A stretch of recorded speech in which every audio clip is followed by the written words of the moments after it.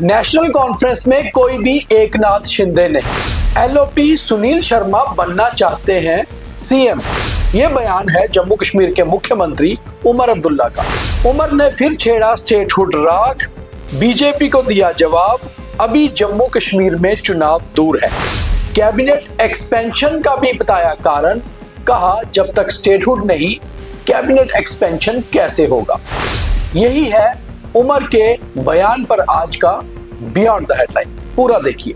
Blockbuster Hindi film Sholay का एक बहुत मशहूर डायलॉग है कि कोसों मील दूर जब बच्चा रोता है तो मां कहती है चुप हो जा नहीं तो गब्बर आ जाएगा।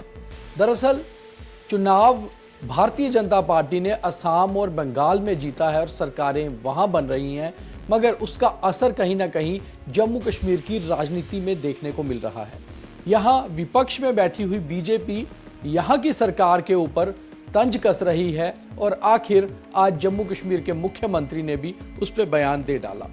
मुख्यमंत्री उमर अब्दुल्ला ने कहा कि दरअसल अभी चुनाव तो बहुत दूर है और 2029 तक इंतजार करना होगा और साथ ही साथ नेशनल कॉन्फ्रेंस में कोई भी एकनाथ शिंदे नहीं है कि यहाँ पर सरकार गिर जाएगी और बीजेपी फिर सत्ता में आ जाएगी। उन्होंने दरअसल leader of opposition Sunil Sharma के बयानों पर और बीजेपी के कई नेताओं के बयानों पर आज एक साथ जवाब दे डाला। वो कश्मीर में थे और मीडिया के साथ बातचीत कर रहे थे। उन्होंने साफ तौर पे कहा कि नेशनल कॉन्फ्रेंस में कोई भी एकनाथ शिंदे नहीं है। हालांकि एकनाथ शिंदे इस समय महाराष्ट्र के उप मुख्यमंत्री हैं, मगर वो मुख्यमंत्री भी बने थे जब उन्होंने उद्धव ठाकरे की सरकार तोड़कर बहुत सारे विधायकों को मिलाकर बीजेपी के साथ सरकार बना ली थी। उनके नाम पर बात करते हुए, बयान देते हुए उमर अब्दुल्ला ने यह भी कहा कि जम्मू कश्मीर में एक चुनी हुई सरकार है जो 2029 तक चलेगी और अपना कार्यकाल पूरा करेगी। जब उनसे ये पूछा गया कि कैबिनेट की एक्सपेंशन कब होगी, तो उन्होंने कहा कि कैबिनेट एक्सपेंशन दरअसल डिले हो रही है क्योंकि स्टेटहुड जब तक नहीं मिलता तब तक ज़रूरत नहीं है। तो कहीं ना कहीं उमर अब्दुल्ला ने कई महीनों बाद दोबारा से आज स्टेटहुड का राग अलाप दिया, स्टेटहुड की बात को आगे रख दिया। दरअसल कैबिनेट एक्सपेंशन को स्टेटहुड से कोई लेना देना नहीं है क्योंकि जम्मू कश्मीर में यूटी के हिसाब से 9 मंत्री बन सकते हैं मुख्यमंत्री को मिलाकर। इस समय जम्मू कश्मीर की कैबिनेट में कुल 6 मंत्री हैं, एक मुख्यमंत्री, एक उप मुख्यमंत्री और उसके अलावा 4 कैबिनेट के मिनिस्टर। 3 कैबिनेट मिनिस्टर और बन सकते हैं, मगर जहां तक सूत्रों के हवाले से जानकारी है और लगातार ये बातें निकल कर आती भी हैं कि नेशनल कॉन्फ्रेंस में एक मेजॉरिटी में जो जीत कर आए थे, सरकार बनाई थी, बहुत सारे ऐसे चेहरे हैं जो मंत्री बनना चाहते हैं। उनमें कई दिग्गज हैं, कई बहुत पॉपुलर नेता हैं और कई युवा चेहरे हैं। वो सभी चाहते हैं कि उनमें से कोई ना कोई मंत्री बने।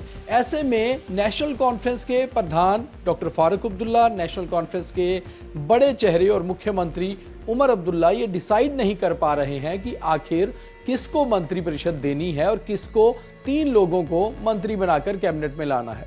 ऐसे में नेशनल कॉन्फ्रेंस ने फिर से एक बार स्टेटहुड की बात को आगे रख दिया। उन्होंने कहा कि जब तक स्टेटहुड नहीं मिलती इसका औचित्य ही नहीं है कि और कैबिनेट का विस्तार किया जाए। हालांकि अटकलों का बाजार गर्म था और मुख्यमंत्री जब जम्मू के नौशहरा में एक रैली कर रहे थे तब भी पत्रकारों ने उनसे पूछा था कि कैबिनेट एक्सपेंशन कब होगी, तो उन्होंने कहा था कि मीडिया में बताना ज़रूरी नहीं है, ये पार्टी का अंदरूनी मामला है। और जहां तक अलायंस पार्टनर कांग्रेस का सवाल है, कांग्रेस पहले ही साफ कर चुकी है कि जब तक जम्मू कश्मीर को राज्य का दर्जा नहीं मिलता तब तक कांग्रेस कैबिनेट में कोई हिस्सा नहीं लेगी, यानी कि उनका सपोर्ट सरकार को रहेगा, मगर एज ए अलायंस पार्टनर बाहर से ही सपोर्ट रहेगी, वो कैबिनेट में शामिल नहीं होंगे। क्योंकि इसके ऊपर भी पहले बात हो चुकी थी कि आखिर कैबिनेट एक्सपेंशन में कांग्रेस 2 मिनिस्टर मांगती थी जबकि नेशनल कॉन्फ्रेंस 1 ही मंत्री देना चाहती थी क्योंकि कांग्रेस के केवल 6 विधायक हैं। अब सबसे इंपॉर्टेंट बात यह है कि आखिर मुख्यमंत्री ने ये क्यों कहा कि एलओपी सुनील शर्मा बहुत उत्सुक हैं कि वो चीफ मिनिस्टर बने और जम्मू कश्मीर में बीजेपी की सरकार बने। दरअसल अटकलों का बाजार बहुत देर से ये भी गर्म था कि नेशनल कॉन्फ्रेंस के श्रीनगर बडगाम सीट से सांसद रूहुल्ला दरअसल पार्टी से लगातार नाराज चल रहे हैं। उनकी नाराजगी ऐसी है कि पार्टी ना तो उन्हें किसी बैठक में बुलाती है और ना ही उनके साथ कोई चर्चाएं होती हैं। वो एक तरफ अलग से सांसद की भूमिका में ही केवल काम कर रहे हैं। यहाँ तक कि पार्टी के बड़गाम के उपचुनाव में रूहुल्लाह कहीं ना कहीं बागी कैंडिडेट के तरह ही काम करते रहे और उसका नतीजा सामने आया कि वो सीट पार्टी हार गई और वहां से ऑपोजिशन बीजेपी का एमएलए जीत गया। अब हालात पार्टी के ये बन चुके हैं कि क्या पार्टी के कुछ विधायक रूहुल्लाह के संपर्क में हैं? ये तो पार्टी हर बार इसको ना के रूप में कहती है, मगर बीजेपी जो मुख्य विपक्षी पार्टी है लगातार तंज कसती है कि पार्टी के अंदर बहुत सारे विधायक नाराज चल रहे हैं और कभी भी सरकार गिर सकती है। हालांकि बीजेपी हमेशा से ये कहती है कि उनका सरकार गिराने में कोई सहयोग या हिस्सेदारी नहीं होगी, मगर अगर सरकार गिरती है या नेशनल कॉन्फ्रेंस के कुछ लोग बागी होते हैं तो बीजेपी उसका लाभ उठा सकती है। बीजेपी इशारों में बहुत बार ये कह चुकी है और हाल ही में बंगाल और असम में जिस तरह से बम्पर जीत बीजेपी को मिली है, कहीं ना कहीं बीजेपी का कार्यकर्ता और नेता मोटिवेटेड है और वो लगातार कह रहे हैं कि अब बीजेपी का रुख पंजाब होते हुए जम्मू कश्मीर होगा।